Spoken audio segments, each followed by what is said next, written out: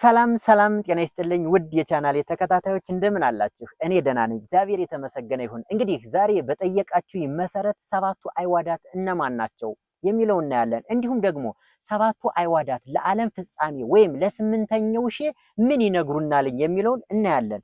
ለቻናሉ አዲስ ከሆናችሁ ሳብስክራይብ በማድረግ ቤተሰብ ይሁኑ። እስከ ቪዲዮ ፍጻሜ ድረስ አብራችሁን ቆዩ። አይዋዳት ማለት ምን ማለት ነው? አይዋዳት ማለት ኦደ ወይም ኦድ ከሚል የግስ ግስ የተገኘ ሲሆን ስለዚህ ትርጉሙም ዞረ ዙሮ የሚመጣ የሚመላለስ ማለት ነው። ስለዚህ ስንት አይዋዳት አሉ ካላችሁኝ ሰባት አይዋዳት አሉ ማለት ነው። ሰባት አይዋዳት አሉ። እነዚህ አንደኛው ማን ነው ካላችሁኝ የመጀመሪያው አውደ ዕለት ይባላል። ስለ ዕለት ስመጣ በሳምንት ስንት ዕለታት አሉ? በሳምንት ስንት ቀናት አሉ ከተባላችሁ ስለዚህ አንዳንድ ሰው ምን ይላል? 7 ቀን 7 ዕለት፣ አንዳንዱ ደግሞ 8 ዕለት ማነው 7 ዕለት 7 ቀን። ስለዚህ ምንድነው አብዛኞቻችን የተለያየ መልስ ነው የምንመልሰው። ነገር ግን ትክክለኛው በሳምንት ስንት ዕለታት አሉ ከተባሉ 7 ዕለታት አሉ። ሰኞ፣ ማክሰኞ፣ ሮብ፣ ሐሙስ፣ አርብ፣ ቅዳሜ፣ እሁድ። ስንት ቀናት አሉ ከተባሉ ደግሞ 8 ቀናት አሉ ማለት ነው። 8 ቀናት አሉ፣ 7 ዕለታት አሉ። 7 ዕለታት እነማን ናቸው? ከሰኞ ጀምሮ እስከ እሁድ ድረስ ያሉት ማለት ነው። አሁን 8 ቀናት አሉ በሳምንት ስንል ዛሬ ለምሳሌ የምታዩበትን ይህንን ቪዲዮ ቆጥራችሁ እስከ ሳምንት እንገናኝ ብላችሁ 8 ይሆናል። ለምሳሌ እኔ ዛሬ ይህን ቪዲዮ የምሰራው አርብ ነው። ዛሬ አርብ 1 ላለው ከዚያ እያልኩኝ እስከ ቀጣይ አርብ ድረስ 8 ቀናት አሉ ማለት ነው። ስለዚህ 1 2 3 4 5 6 7 8 ቀናት አሉ ማለት ነው። በነገራችን ላይ ስለ ቀንና ስለ ዕለት ልዩነት ስናወራ ቀን ማለት ቁጥር ማለት ነው። አሁን አብዛኛውም ሳይሆን በሙሉ የኢትዮጵያ ሕዝብ መቼ ቀን መጣህ ከተባለ ሐሙስ ቀን ነው የመጣው ይላል። ይሄ የተሳሳተ ነው። ሐሙስ ቀን መጣው አይባልም። ሐሙስ ዕለት መጣው ነው የሚባል። ቀን ከተባለ ቁጥር ነው። ለምሳሌ ልንገራችሁ በሌላ እስኪ ደብዳቤ ጻፉ ወይም በኮሜንት የሆነ ነገር አሳውቁኝ እስኪ ጻፉልኝ ደብዳቤ ቀን ብላችሁ ኮሜንት ላይ እስኪ የሆነች አጭር ነገር። ስለዚህ ምንድነው ቀን ትሉና ከዛም በኋላ ሐሙስ ነው እንዴ የምትሉትኝ? አይደለም 23 ወይ 1 ወይ 2 ነው የምትሉ። ስለዚህ ቀን ማለት ቁጥር ማለት ነው። ስለዚህ ከዛሬ ጀምሮ ይሄን ቪዲዮ የተከታተላችሁ ልጆች ለሌሎችም የምትነግሯቸው መቼ ቀን መጣህ ከተባለ ሐሙስ፣ አርብ፣ ቅዳሜ ማለት የለበትም ወይም የለባችሁም።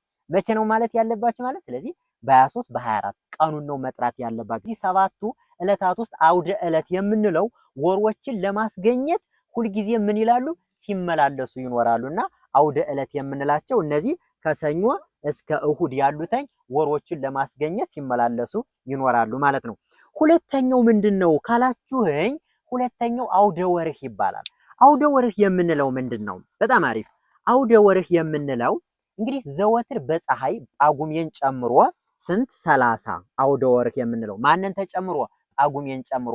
በፀሐይ ደግሞ ይቅርታ በጨረቃ ደግሞ አንድ ጊዜ 29 አንድ ጊዜ ደግሞ 30 እየሆኑ ዘወትር ማንን ለማስገኘት? ዓመትን ለማስገኘት ሲመላለሱ ይኖራሉ ማለት ነው። ስለዚህ አውደ ምን ይባላል? አውደ ወርህ ተብሎ ይጠራል። ሶስተኛው ምንድነው ካላችሁ በጣም አሪፍ። ሶስተኛው ደግሞ አውደ ዓመት ይባላል። አውደ ዓመት ምንድነው? አውደ ዓመት የምንለው ደግሞ በፀሐይ 365 ቀን ከአንድ አራተኛ ኬክሮስ ወይም ከ6 ሰዓት ማንን ጨምሮ? 5 ጳጉሜን ጨምሮ ማለት ነው። እንዲሁም ደግሞ በጨረቃ 354 ቀን ከ22 ኬክሮስ እነዚህ ሌሎቹን ወደታች ያሉትን አይዋዳት ለማስገኘት ዘወትር ሲመላለሱ ይኖራሉ። ስለዚህ ሶስተኛው ማን ይባላል? አውደ ዓመት ተብሎ ይጠራል ማለት ነው። በጣም አሪፍ። አራተኛው ምንድነው ነው? አራተኛው ምን ተብሎ ይጠራል ካላችሁኝ አውደ አበቅቴ ተብሎ ይጠራል። አውደ አበቅቴ ወይም ደግሞ ንዑስ ቀመር ተብሎ ይጠራል። ይህ እንግዲህ ስንት ነው? ዘወትር በፀሐይ ነው በጨረቃ አይደለም። በፀሐይ 19 ዓመት ነው። 19 ምንድነው? ዓመት ነው። ይሄ 19 ዓመት ጨረቃና ፀሐይ ጉዟቸውን ጀምረው ከዛም በኋላ በተፈጠሩበት ሆት ወይም ደግሞ መስኮት ተመልሰው የሚገናኙበት ነው። ያ ማለት ምንድነው? ጨረቃና ፀሐይ መስከረም 1 ጉዟቸውን ጀምረው ከዛ ተመልሰው በተፈጠሩበት ሆት መስኮት የሚገናኙት ወይም ጉዟቸውን የሚጀምሩት አንድ ላይ መስከረም 1 ቀን ነው ማለት ነው። በስንት ዓመታቸው? በ19። ያ ማለት ጨረቃ ዙሯን ጨርሳ ተመልሳ የምትወለድ በ19 ዓመት ነው ማለት ነው። ሌላው እንግዲህ አምስተኛው ምንድነው ካላችሁኝ፣ አምስተኛው አውደ ፀሐይ ይባላል። አውደ ፀሐይ የምንለው 28 ዓመት ነው። 28 ዓመት ነው አውደ ፀሐይ። ይህ እንግዲህ ምንድነው ዕለቱና ወንጌሉ ይገኙበታል። ይህ አውደ ፀሐይ እንግዲህ የምንለው ማለት ነው ይሄ አራቱ ወንጌላውያን ሰባቱ ዕለታትን፣ ስለ ዕለታት እዚህ ላይ መጀመሪያው ላይ አውርተናል። አራቱ ወንጌላውያን ሰባቱን ዕለታት በማድረስ ያ ማለት 4 ሲባዛ በ7 እኩል ይሆናል 28 ይሆናል።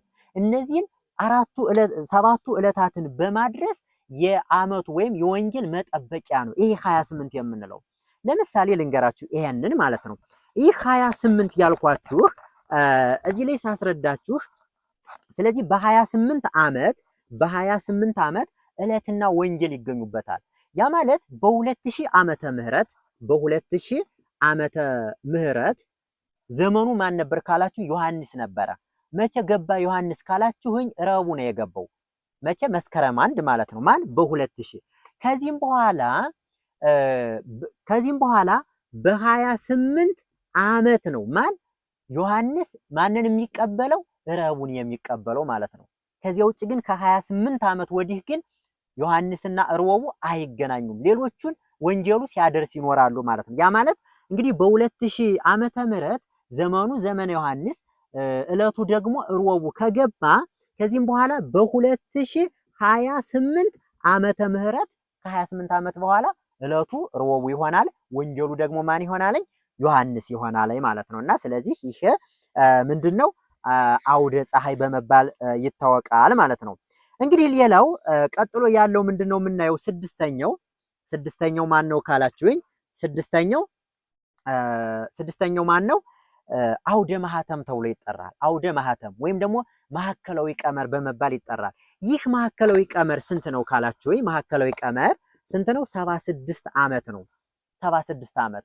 ስለዚህ በይሄ 76 ዓመት ምንድነው አበቅቴና ወንጌላው ይገኙበታል። ምን አልኳችሁ? አበቅቴውና ወንጌሉ ልክ እንደማን? እንደ አውደ ፀሐይ። አውደ ፀሐይ ላይ ዕለቱና ወንጌሉ እንደተገናኙበት ሁሉ ከዚህም ላይ ማን? ያ ማለት ማን ነው? ዕለቱ ማክሰኞ፣ ወንጌሉ ደግሞ ማቴዎስ፣ አበቅቴው 0 የሚሆንበት ከ76 ዓመት በኋላ ነው ማለት ነው። እና ይህ ደግሞ ሲሆን የመጨረሻው ዕለት ሰኞ፣ ወንጌሉ ዮሐንስና አበቅቴው 18 ሆኖ ይሄዳል ማለት ነው። የመጨረሻውና ሰባተኛው የምናየው ማን ነው ካላችሁኝ፣ አብይ ቀመር ተብሎ ይጠራል ማለት ነው። አብይ ቀመር እንግዲህ ምንድነው? 532 ዓመት ነው ይህ አብይ ቀመር። አጠቃላይ ሁሉንም የያዘው ይሄ ነው። የዓለምን ፍጻሜም የምናገኘው በዚህ ቁጥር ሰርተን ነው ማለት ነው። መጀመሪያው ላይ መግቢያ ላይ እንዳልኳችሁ ማለት ነው። ስለዚህ ይህ የተለያዩ አይዋዳት አሉት። ይህ 532 ዓመት በዚህ 532 ዓመት ሁሉንም አጠቃሎ ምን ያለ ነው? የያዘ ነው ማለት ነው። ስለዚህ እነዚህን አጠቃሎ የያዘ ሲሆን ዕለት፣ ወንጌልና ማን ይገኙበታል? በዚህ ቁጥር አበቅቴ ይገኙበታል። የአብይ ቀመር መፈጸሚያ ነው። መፈጸሚያ አጠቃላይ ሁሉን የያዘ ማለት ነውና ዕለቱ ሰኞ ሲሆን ቀጥሎ ማክሰኞ፣ ወንጌሉ ዮሐንስ ሲሆን ቀጥሎ ማቴዎስ። ይህ 532 ዓመት አጠቃላይ ሁሉንም የያዘ ነው። ይሄን ቁጥርና መያዝ ይኖርባችኋል ማለት ነው። ለምሳሌ አንድ ምሳሌ ልንገራችሁ እዚች ላይ ማለት ነው። አንድ ምሳሌ ሳስረዳችሁ ልብ በሉ። ስለ ዓለም ፍጻሜ ስመጣ በ14 ስንት 16 ዓመተ ምህረት ከዚህ ላይ ስንት ደምሩበት? ሲደመር ስንት? 532 ዓመት ማለት ነው። ዓመት እኩል ይሆናል ይሄ ስንት ይመጣል ስንደምረው? 1948 ዓመት ይመጣል ማለት ነው።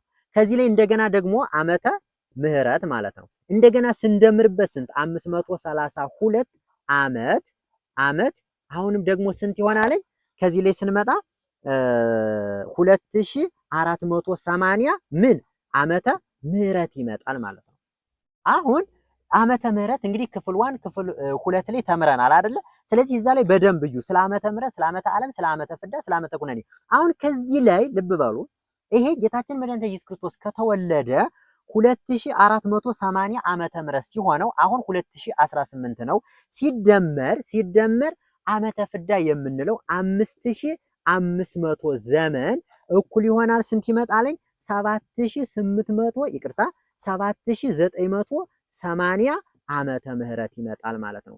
ስለዚህ አባቶች ሲያስተምሩ ዓለም በዚህ ያልፋል ተብሎ ይነገራል ማለት ነው። ነገር ግን ስለ ዓለም ፍጻሜ ይሄ በዩቲዩብ ዓለም ልትጠፋ ነው ከገዳም የተላለፈ መልእክት እንደሚለው ሳይሆን የመጽሐፍ ቅዱስን ጥቅስ ጠቅሰን እንዲሁም የባህር ሐሳብን ቀመር ቀምረን ስለ ዓለም ፍጻሜ አንድ ቪዲዮ እሰራላችኋለሁ። ለአሁኑ ግን ይሄንን ያዙተኝ።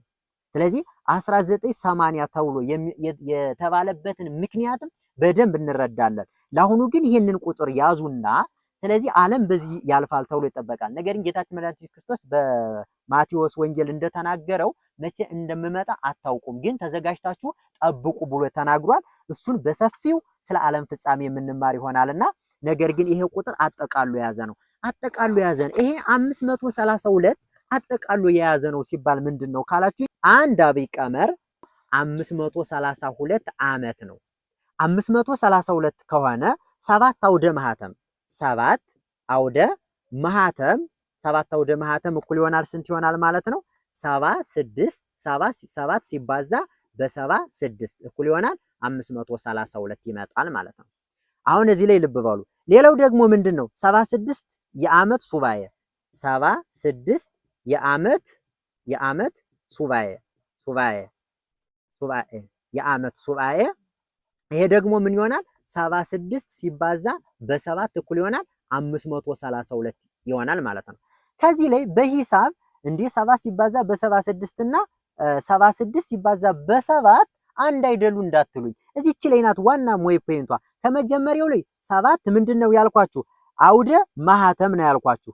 7 አውደ ማህተም ሲባዛ ነው በዚህኛው። እዚህኛው ላይ ደግሞ 76 የዓመት ሱባኤ ነው ያልኳችሁ እና ቁጥሩ ተቀያየረ። ሁሉም ስንት ይመጣል? 532 ይመጣል ማለት ነው። ሌላው 19 ምን አለ? አውደ ፀሐይ። ስለዚህ አውደ ፀሐይ ያ ማለት 19 ሲባዛ በ28 እኩል ይሆናል 532 ይመጣል ማለት ነው። እንደገና ደግሞ ልብ በሉ 28 ምን? አውደ አበቅቴ አሁንም 28 ሲባዛ በ19 እኩል ይሆናል 532። አጠቃላይ ሁሉንም ቁጥሮች ሰብስቦ የያዘ ይህ አብይ ቀመር ብለን የምንጠራው 532 ቁጥር ነው። ለምሳሌ የጳጉሜ ታውቃላችሁ። ጳጉሜ ለምሳሌ የጳጉሜ ስንት አለ? 4ቱ ወንጌላውያን አሉ። የጳጉሜ ምን አለ? የጳጉሜ ወርህ አለ። የጳጉሜ ምንድን አይዋዳት ስንት ነው? 133 ነው። ሲባዛ በ133 ስናደርገው ሁላ ስንት ይመጣል? 532። የጳጉሜ ምን አይዋዳት እንዴት እንደሆነ ወደፊት የምናይ ይሆናልና ስለዚህ ጠቅለል ሳረገው እዚህ ቪዲዮ ላይ መያዝ ያለባችሁ ነገር ምንድነው? ከመጀመሪያው አውደ ዕለት፣ አውደ ወርህ፣ አውደ ዓመት እንዲሁም አውደ አበቅቴ፣ አውደ ፀሐይ ከዛ ደግሞ ማዕከላዊ ቀመር ወይም አውደ ማህተም ከዛ ደግሞ አብይ ቀመር። እነዚህ ቁጥሮች መያዝ ይኖርባችኋል ማለት ነው። ስንት ናቸው? አውደ ዕለት 7ቱ ዕለታት አሉ፣ 8ቱ ቀናት አሉ፣ 30 ምን አለ? እነዚህ ቁጥሮች እንደገና 76ን ዓመት፣ 19ን ዓመት፣ 28ን ዓመት እና 532ን ዓመት በደንብ እንድትይዙልኝ እፈልጋለሁ ማለት ነውና የጥንቷና የክብሯ ባለቤት የሆነችው ኢትዮጵያ ዛሬም ድረስ በራሷ የዘመን አቆጣጠር ዓለምን እያስደመመች ትገኛለች። የዛሬው ዝግጅታችን ይሄንን ይመስል ነበረ። በቀጣይ በሌላ የስሌትና የጥበብ አምድ እስከምንገናኝ ድረስ ሰላም ለሀገራችን፣ ፍቅር ለሕዝባችን ይሁን። ቪዲዮውን ከወደዳችሁት ላይክ፣ ሼር፣ ሳብስክራይብ በማድረግ ቤተሰብ ይሁኑ። አመሰግናለሁ። ኢትዮጵያዊነት ኩራትነት